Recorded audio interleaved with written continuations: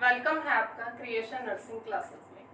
आज के इस सेशन में हम डिस्कस करेंगे प्लेसेंटा के बारे में। तो देखते हैं क्या होता है प्लेसेंटा। प्लेसेंटा यानी प्रेगनेंसी के दौरान मदर के यूट्रस में प्लेसेंटा का निर्माण होता है, या ये कह सकते हैं कि एक एक्सेसरी ऑर्गन बन जाता है जिसका काम क्या है, जो फिटस है, जो बेबी है, उसे ब्लड सप्लाई करना या जितने भी न्यूट्रिशन हैं वो सारे पहुंचाना। किसका काम रहता है? प्लेसेंटा का रहता है। तो एक एक्सेसरी ऑर्गन, ठीक है, जो मदर के यूट्रस के अंदर बन जाता है, जो फिटस के लिए बहुत ज़्यादा ज़रूरी होता है, उसे प्लेसेंटा कहते हैं।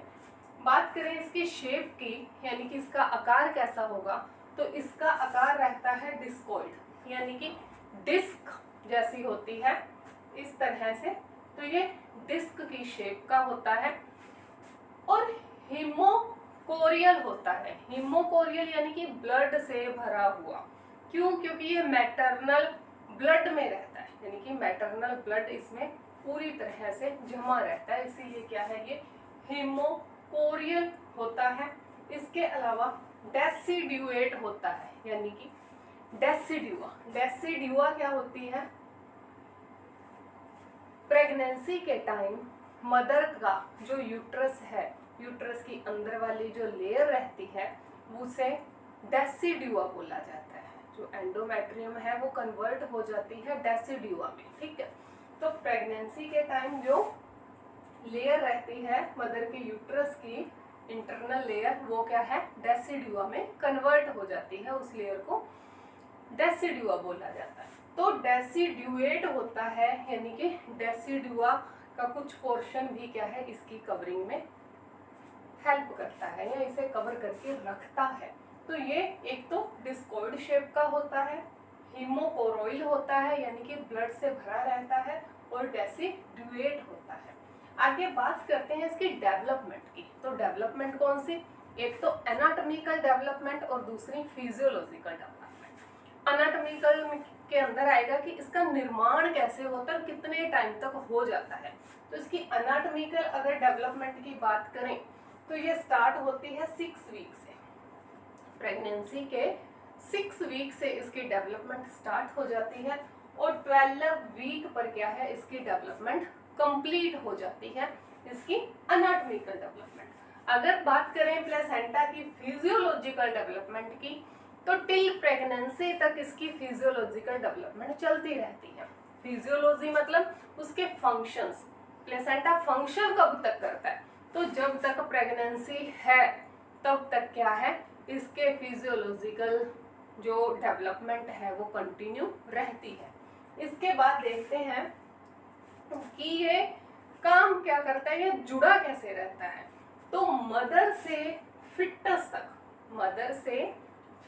तक प्रेगनेंसी के दौरान यूट्रस में, मदर का यूट्रस है, तो मदर से फिटस तक अम्बलाइकल कोड के थ्रू ये क्या है, जुड़ा रहता है। यानी कि मदर को फिटस से कैसे जोड़ता है? अम्बलाइकल कोड के द्वारा जोड़ता है।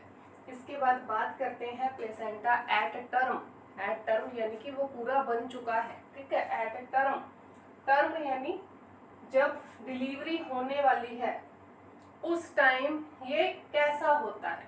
तो प्लेसेंटा का जो डायामीटर है वो होता है 15 से 20 सेंटीमीटर, यानी कि 15 से 20 सेंटीमीटर इसका डायामीटर रहता है। जैसे कि ये डिस्कॉइड शेप का है तो इसका ये डायामीटर कितना रहेगा, 15 से 20 सेंटीमीटर इसका डायामीटर रहता है। थिकनेस की बात करें तो 3 सेंटीमीटर इसकी थिकनेस होती है, लेकिन ये 3 सेंटीमीटर सेंटर से रहती है। ये जो 3 सेंटीमीटर है ये सेंटर से होती है, एट सेंटर। तो सेंटर से देखें तो इसकी जो थिकनेस है वो होगी 3 सेंटीमीटर। वेट की बात करें तो वेट रहता है इसका 500 ग्राम, जो कि देखें तो जो प्लेसेंटा का वेट है, फिटस के वेट, प्लेसेंटा का वेट और फिटस का वेट दोनों का जो रेशो है वो 1:6 रहता है। यानी अगर फिटस 3 kg का है, मान लीजिए कि फिटस का जो वेट है एट टर्म पे वो है 3 kg। 3 kg मतलब 3000 ग्राम हो गया, 3 kg वेट है।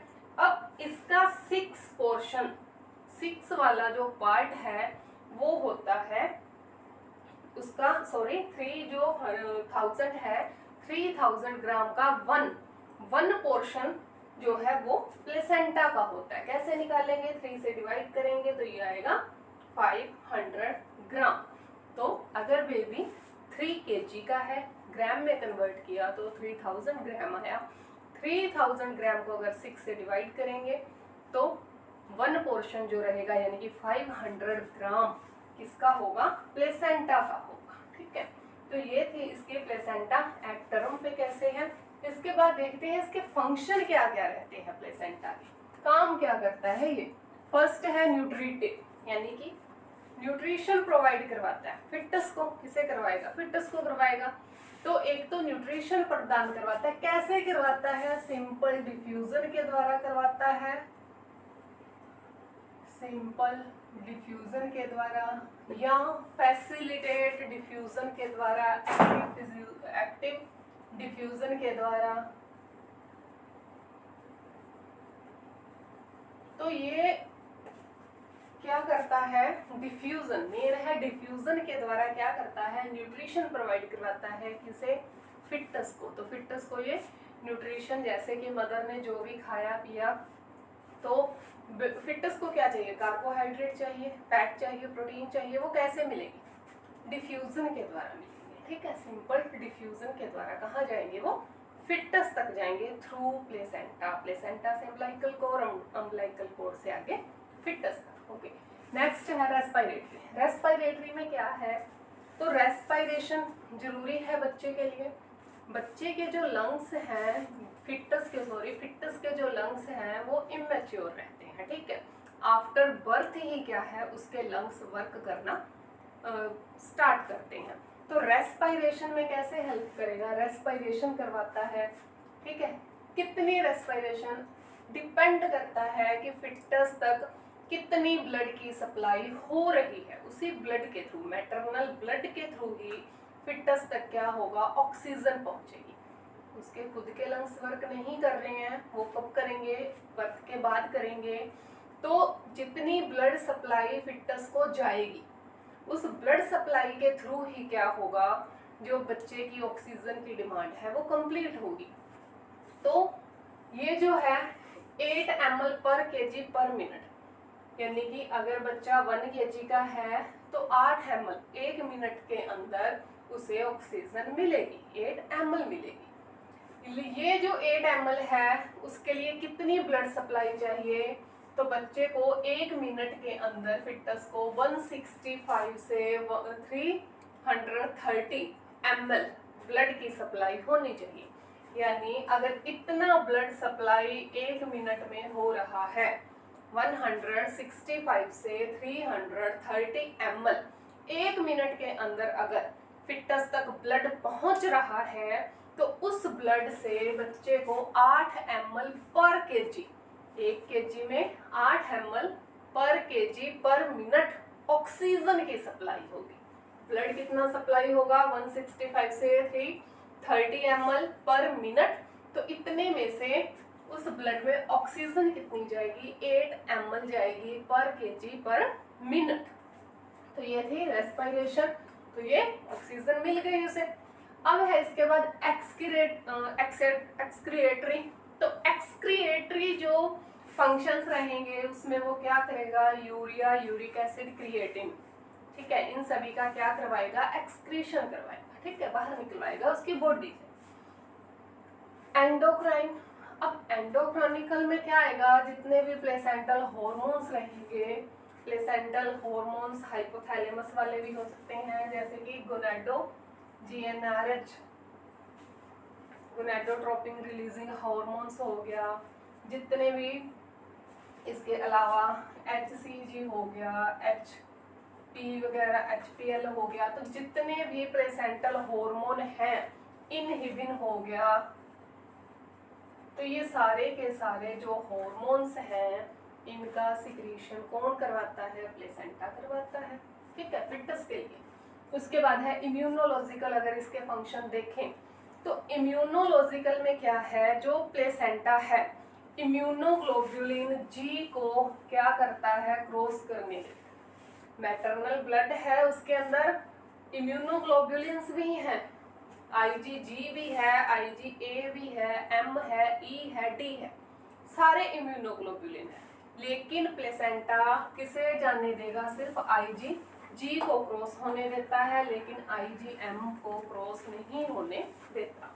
इसके अलावा देखें तो प्लेसेंटा के अंदर हाफ ब्यूर सेल्स पाई जाती हैं, हाफ ब्यूर सेल्स पाई जाती हैं, हाफ ब्यूर सेल्स प्रेजेंट रहती हैं, जिनका क्या काम रहता है कि अगर कोई भी पैथोजन मदर से फिटस में ट्रांसफर करने की कोशिश कर रहा है तो उसे नहीं ट्रांसफर होने देगा, यानी कि ये ट्रांसमिशन नहीं होने देता मदर से फिटस के अंदर किसे? पैथोजेंस को। कोई भी माइक्रो ऑर्गेनिज्म है, अगर मदर को कोई भी इन्फेक्शन हो चुका है तो मदर से फिटस तक जाने में कौन रोकता है? ये हाफ ब्यूअर सेल्स रोकती हैं।